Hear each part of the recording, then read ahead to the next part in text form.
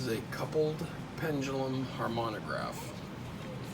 Coupled because there's two pendulums and they're connected together or coupled, and it is a harmonograph.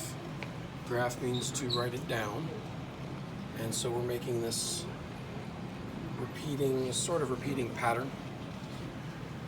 A little bit of weight in the cup to keep it vertical. Pen against the paper is just attached to the chair. Pendulums are each a kilogram.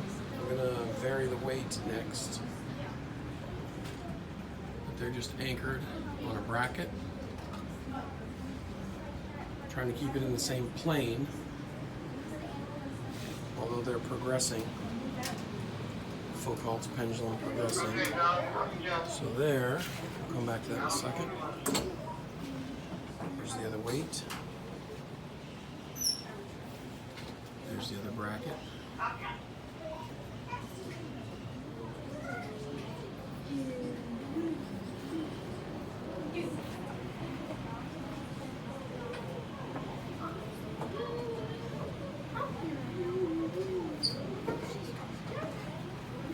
Here's some of our previous patterns so far.